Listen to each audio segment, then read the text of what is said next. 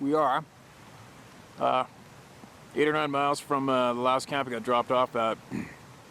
We're heading into a spot where there's notably some very, very, very large stone sheep the odd ton. Usually there's 1 to 6 there. It's not high numbers here. It's our last chance. Haven't given up. Got the caribou done. We're pretty beat up. Probably really beat up. We've been in another blizzard. We just got it hiked up and over a pass down to the bottom.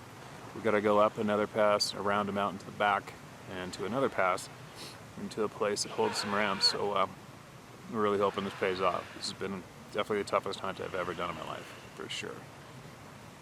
Just a full-on, drawn-out, throw-down, dragged-around, bashed-up hunt from hell that you would usually read about. This is one of them. But hopefully pull it off. After this hunt, I'm going to continue hunting. Probably a solo hunt for myself for a late round. Pack back in somewhere. Very, very hard to imagine doing it right now, but I'm going to force myself to, regardless if we're successful or not in the next 2 days. We've got 3 or 4 days left. It's a 21-day hunt.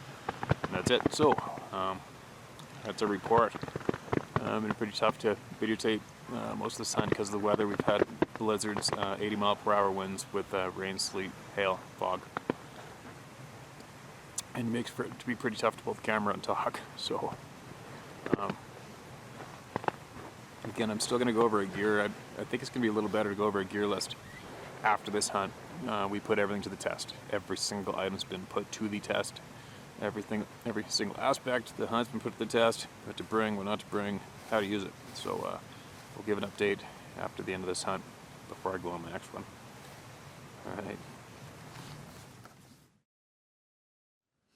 Alright, so typically a lot of people post up on the internet on YouTube videos and forums a set of photographs and a list of what they bring on a backpack hunt in the mountains before they go and lay them out. So I'm going to do the opposite. I've just returned from 3 weeks straight over 100 miles on foot in north central British Columbia, chasing multiple species: stone sheep, caribou, grizzly, moose, and mountain goat. Anyway, so I haven't unpacked my backpack on purpose so that I could unpack it now and show everybody exactly what I had with me, and I'm going to rate how important it was for me on my trip, and show you exactly what I had, how it worked, some things that didn't work, some things that really annoyed me, some things that I would not trade for anything. So this is what my pack looks like when it's on my back. It's exactly how I carry it. I've got my weapon on this side, tripods, or my spotting scope's always right here, easy to grab, take out. I don't have to unpack my pack. I prefer a heavy set of binoculars just because they are so sweet and good quality. And I'll stuff them in this back compartment right here the odd time instead of bouncing them on my neck. I don't mind the extra weight, it's just a thing for me. I prefer those big high quality optics. Now on this side I'll have my water bottle. I'm going to talk about this water bottle in a minute. Love them. And my tripod, easy access. Pop, snap. There's my tripod if I need it. Turn it around, boom, there's my spot and scope. I haven't got all my gear on right now. I obviously had a shower, thank God. So I got a stiff pair of leather, good quality leather hunting boots. I'm not in a position to blast off any brand names right now. I'm interested to, but I'm going to show you, what we use to do a professionally guided hunt. Collapsible hiking poles. I never used them for a lot of years. Kind of laughed at people when they came with them. I don't know why, but these are very, very, very handy. Very important. Major important item. Water bottles. Lots of guys buy hard plastic water bottles. I have no use for them. Zero. They take up space. Potentially don't hold that much. Don't like them at all. Toss them. Trust me. Check this out. This is a disposable $1.50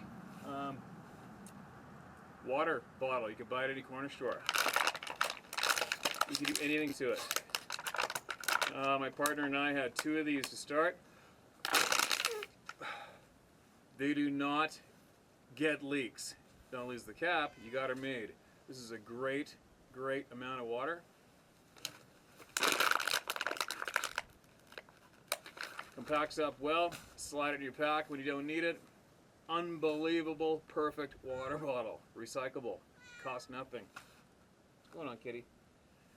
So I strongly suggest you use one of these. I'm not going to use anything different ever. This is the best water bottle on the planet for backpack hunt right here. The optics are up to the individual and how much weight you want to carry. I am really, for myself personally, I'm big on saving time of setting up my spot and scope, my tripod. I love awesome optics. I like high power optics. Handheld binoculars is just a thing about me. They're heavy. I don't care. It's worth its weight to me. I'm not going to complain. I'm packing them. Teach their own on the optics. One snap. Boom. There's my spot and scope available. That took about 2 seconds. Wham. There's the rifle. One snap. It's out if I need it. Opposite side, same thing, same snap, one strap, bam, there's my tripod. I'm ready to get down and get into business of looking over some game if I have to. One more snap here. That's my sleeping bag. I purchased this waterproof bag about 5 years ago, and I think it's finally taken its beating. So I found on this last trip the bottom of my sleeping bag was getting wet, which is obviously in this end. So I lined it with a garbage bag. And then did I realize I wished I had a garbage bag lining it the whole time, because it just packed into my bag so much simpler and smoother and sweeter. Loved it. And also, of course, a garbage bag could double up to put some meat in later on if you need it. So there's my sleeping bag. So I'm going to put the camera on a tripod and we'll unpack my scent-filled pack and see what I had and see how much I liked it and how important it was on my trip. So I'm not doing there's nothing pre-scripted here, so you just got to stick it out with me. I prefer an external frame pack, big time. I swear by them for myself personally. I've got a couple external frames. One thing you can do, if any of you have ever packed some meat in your soft pack and got blood in it, share us the story about getting the scent out from that rotten blood. It's probably still in there. Alright, one thing that could be an asset, bring a lot of comfort, sometimes a pain in the butt to pack them for the amount of times you use them. There's a pair of these cheap disposable slip-ons. You can either use them for crossing a river, creeks, or just giving your feet a rest out of those boots at camp. Obviously you don't have to have them. You can walk around camp in your bare feet or do whatever you want, but these are very handy for trying to keep a little clean while you're backpack hunting. And disposable, cheap. They made it in the pack and they'll make it again. Stove, lightweight stove, boils water. Obviously a very important asset, and I'll let you in on something what not to do right now. I bought this brand new, 160 bucks before this particular hunt, and when we finally hiked out to this bush plane pickup, there's a cabin there with a wood stove, old stove, and we had a fire ripping, and I found a can of beans, which was looking quite yummy after a few weeks of mountain house. So I had them on the mountain on the wood stove, and it was taking too long, so I put the beans in here to quicken the process, and I kind of screwed myself with my brand new boiler, and I baked the beans on the bottom, and it's souped. I can't get them out. It is done. So I don't know if you can see that, but my water boiler is now a mess. Maybe some steel wool and a lot of awkward scratching in the bottom. So take it from me, don't put soup, beans, or normal food in your water boiler. It's not supposed to do that. I found out for you. Don't do it. Asset, take it. Okay, what do we got? I don't have a count on all my stuff, but here's a pair of merino wool long johns. There's one pair. Merino wool top. It's more of a heavier heavier weight's got 260 on it. Whatever that means, it's a heavy one. You sweat it up pretty good in there. This was my only raincoat. Love it. This rain jacket scrunches up into this teeny little thing. Way smaller than that in the package. Love it. This is one of the best rain jackets I've ever had in my life. It's 100% waterproof. It's very light. I think it cost me 46 bucks, and it's outdone any high-end product, fashion, hunting wear name that I've ever wore. So shop around before you drop all your money on looking cool. Trust me. That stays. I hope I have that jacket for a long time and I find more.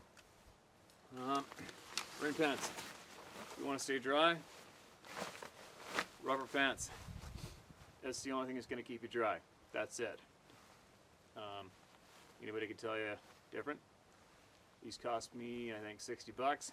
I got 2 pairs of them. These come hunting with me every single time. They've come hunting with me for years, and I'll never stop using them. I've tried other fashionable brand names. They suck ass. Rubber. That's the only thing you can do. Wow. What else do I got? I got a lightweight vest. Handy for hiking. What do we got in here? Oh, there's my rangefinder in the pocket. Everything's still wet, covered in blood, and disgusting. I haven't even done my laundry yet. This doubled up well for mid to it's the hunt I just did was a mid to late season hunt.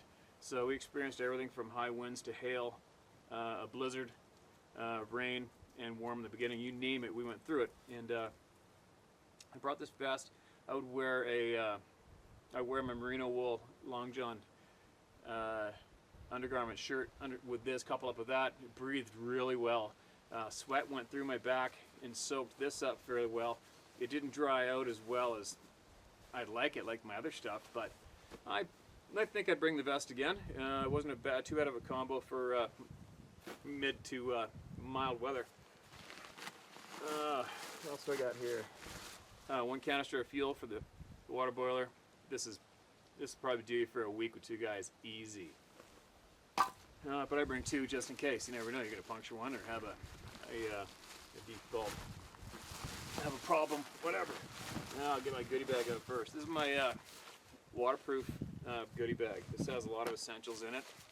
It probably weighs about, there's probably 5 pounds of stuff in there, but I typically take a lot of camera equipment, so I got a lot of batteries, and which most people don't. What do I got in here? I've got my waterproof guide license, hunting license carrier.